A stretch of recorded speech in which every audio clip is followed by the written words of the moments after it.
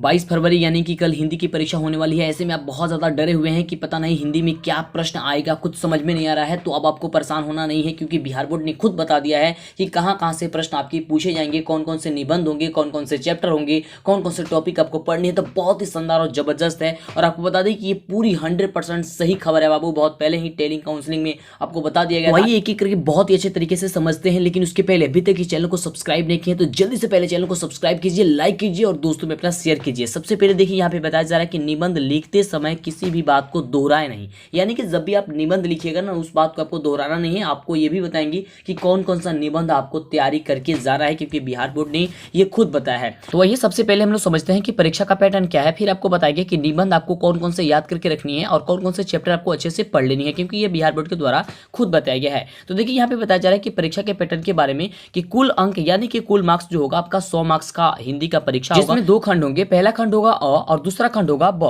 खंड अ में आपको वस्तुनिष्ठ प्रश्न पूछे जाएंगे, यानी कि ऑब्जेक्टिव टाइप प्रश्न पूछे जाएंगे, जो कि 50 अंक के होंगे, यानी कि 50 मार्क्स का होंगे। और दूसरे में पूछा जाएगा विषय निष्ठ, यानी कि आपको सब्जेक्टिव प्रश्न पूछा जाएगा 50 अंक का। अब 50 अंक में जो सब्जेक्टिव टाइप प्रश्न है उसमें आपको 2 बुक है, आपको पता है। एक है गोधली भाग 2 जिससे आपको 40 अंक मिलेंगे, और दूसरा है वर्णिका जिससे आपको 10 अंक मिलेंगे। अब बात करते हैं इसके गद्यांश की कि गद्यांश कितने मार्क्स का आएगा। आप सभी को पता है कि गद्यांश आपकी परीक्षा में आता है, तो गद्यांश जो होगा आपको 20 अंक का आएगा गद्यांश बनाने के लिए, जो कि सबसे इंपॉर्टेंट है और यही आपका रिजल्ट बनाएगा।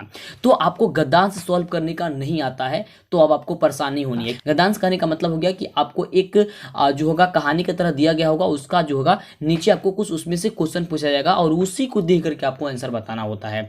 तो ये सबसे ज्यादा जरूरी है समझना कि आप इसे कैसे बनाइएगा। ये 20 नंबर मिल जाएगा अकेले केवल गद्यांश से। तो कुछ ही पल में आपके सामने वह वीडियो आ जाएगा जिससे आप चुटकियों में जो है गद्यांश को बना सकते हैं। तो जल्दी से पहले चैनल को सब्सक्राइब कर लीजिए जिससे कि वह वीडियो मिल। उसके बाद आपके परीक्षा में निबंध लिखने के लिए आएगा, जो कि 10 अंक का होगा। 10 मार्क्स आपको मिल जाएगा। काफी इजी है, आपको बताने वाले हैं कि कौन कौन सा जो है निबंध है आपके लिए इंपोर्टेंट है।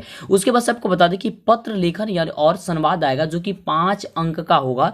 और लघु उत्तरीय और दीर्घ उत्तरीय प्रश्न आएगा। लघु उत्तरीय प्रश्नों की अंक जो होगी वो 10 अंक मिल जाएगा अगर लघु उत्तरीय प्रश्न आप बना देते हैं तो, और दीर्घ उत्तरीय बनाएंगे दीर्घ उत्तरीय तो आपको 5 अंक मिल जाएंगे। अब आइए सबसे पहले हम लोग बात करते हैं कि कौन कौन से हम लोगों को जो है वो क्या चीज पढ़नी होगी। निबंध के बारे में हम लोग को जानकारी होनी चाहिए। तो निबंध के पैटर्न की बात करते हैं तो निबंध के पैटर्न में सबसे पहला है कि मेरे प्रिय कवि या लेखक, शिक्षक और खेल, ये आपसे पूछ सकता है। और पर्व की बात करते हैं तो पर्व में कौन कौन सा है, तो होली है, दुर्गा पूजा है, ईद है, स्वतंत्रता दिवस है। और सामाजिक समस्या से भी आपको क्वेश्चन पूछ सकता है निबंध में, तो वह कौन कौन सा है ये खुद बिहार बोर्ड बताया, ये खुद हम नहीं बता रहे हैं। यहाँ से दहेज प्रथा, गरीबी, बेरोजगारी, भ्रष्टाचार, आतंकवाद, कोरोना, है ना, और स्त्री शिक्षा। और एक चीज, कोरोना वायरस भी जो है आपने देखा कि अंग्रेजी के भी परीक्षा में पूछा गया था और हिंदी के लिए भी ये इंपोर्टेंट बताया है ना, ये खुद बिहार बोर्ड बताया है। तो कोरोना के बारे में हमने आपको पहले ही जो है आपको बता दिया है कि कोरोना में जो है निबंध कैसे लिखेगा, इसी चैनल पे अपलोड है, आप उसे जरूर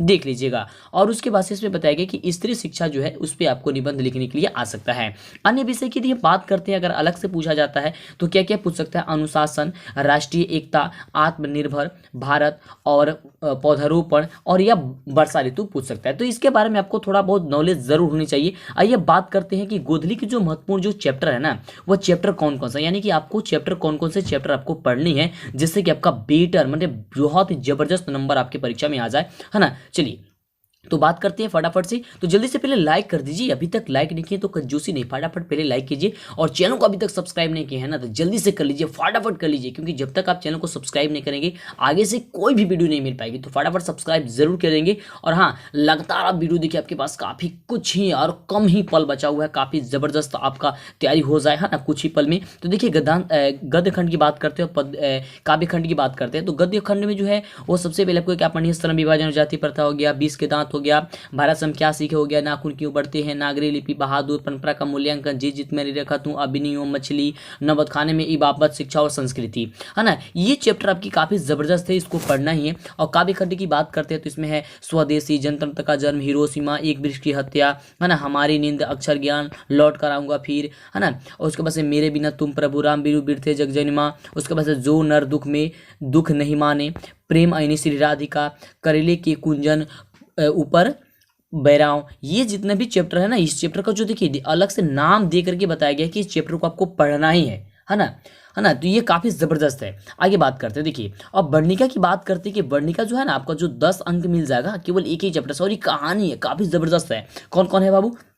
तो दही वाली मंगमा है, ढहते विश्वास है जो कि लक्ष्मी वाली कहानी है, और दही वाली मंगमा मंगमा वाली कहानी है, माँ है, नगर है, धरती कब तक घूमेगी जौन सीता वाली कहानी है ना। तो काफ़ी ज़बरदस्ती ये आपको पढ़नी। अब आइए बात करते हैं व्याकरण में आपको क्या क्या पढ़ना है, व्याकरण में आपको क्या क्या तैयारी करके जानी है, क्योंकि सबसे ज़बरदस्त जो है वो आपको व्याकरण ही है, और व्याकरण से सबसे ज़्यादा प्रश्न आपके परीक्षा में देखने को मिलेगा। सबसे पहले देखिए बात करता है वर्ण की, तो वर्ण से आपका प्रश्न आ सकता है संज्ञा से, सर्वनाम से, विशेषण से, कारक से, संधि से, समास से, शब्द से, वाक्य से, उपसर्ग से, प्रत्यय से, पर्यायवाची शब्द से, लिंग से, अनेक शब्द के लिए एक शब्द से, और मुहावरा। ये इतना जो टॉपिक है ये व्याकरण में इतने ही टॉपिक से पूछा जाएगा, इससे बाहर आपके टॉपिक नहीं आएगा। तो इसलिए हम चाहते हैं कि आपके लिए मात्र एक वीडियो में ही पूरे ग्रामर आपको बता दे, जिससे कि दिक्कत ना हो, है ना। तो पूरा ग्रामर आप देख लीजिएगा मात्र एक वीडियो में, है ना, पूरे के पूरे आपको समझ में आ जाएगा, परीक्षा में जाएगा एकदम मतलब गर्दा मजा दीजिएगा, है ना। तो जल्दी से चैनल को सब्सक्राइब कर लीजिए, नहीं किए हैं तो। लगभग आपको पूरी जानकारी मिल गई है कि आपको क्या क्या हिंदी में पढ़ के जाना है, जिससे कि दिक्कत नहीं होगा।